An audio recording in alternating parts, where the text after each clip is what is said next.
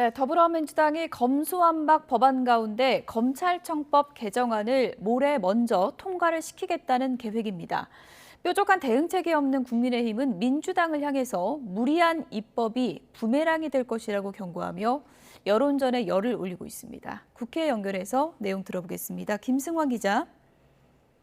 네, 국회입니다. 네, 자정까지 필리버스터가 진행이 됐는데 민주당이 당장 모레부터 일단 부분 법안을 통과시키겠다는 계획이죠? 네, 자정까지 국민의힘 의원들과 더불어민주당 의원들 각각 2명씩 번갈아 토론을 벌였습니다. 검수완박 법안에 대한 정당성과 부당성을 강조하면서 7시간 가까이 진행됐는데요. 더불어민주당은 모레인 토요일 오후 2시에 임시 본회의가 열리면 검찰청법 개정안을 표결에 붙여서 처리한다는 방침입니다.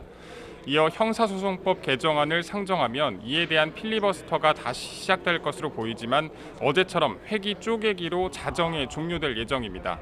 이후 다음 주 화요일인 다음 달 3일 형사소송법 개정안 역시 본회의 표결로 통과되면 이른바 검수완박 법안 처리가 마무리됩니다.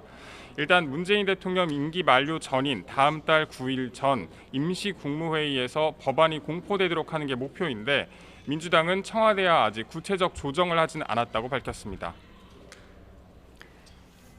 필리버스터도 사실상 무력화된 상황이라고 할 수 있는데요. 국민의힘 대응책은 어떤 겁니까? 네, 국민의힘은 박병석 국회의장과 더불어민주당을 모두 겨냥하면서 여론에 호소하는 모습입니다. 이준석 당대표는 오전 최고위 모두 발언을 통해 국회의장이 문재인 정부에서 국민이 많은 고통을 받는 걸 아는데도 무리한 입법을 추진한다면서 강하게 비판했습니다. 그러면서 국민의 삶에 피해를 주다 보니 인수위가 국민투표라는 대안을 언급할 수밖에 없다면서 불가피함을 호소했습니다. 민주당을 향해선 지난 대선처럼 이번 법안 처리가 강한 부메랑이 돼 돌아갈 것이라고 경고했습니다. 권성동 원내대표도 위법적 사항을 바로잡기 위해 가처분 효력 신청서를 제출했다면서 헌법재판소가 조속히 판단해야 한다고 압박했습니다. 이에 대해 더불어민주당 박홍근 원내대표는 조금 전 정책조정회의에서 이를 반헌법적 시도라고 규정하며 검찰의 기득권 옹호 세력과 정파적 이득을 취하려는 국민의힘과 협치를 기대하기 어렵다고 맞받아쳤습니다.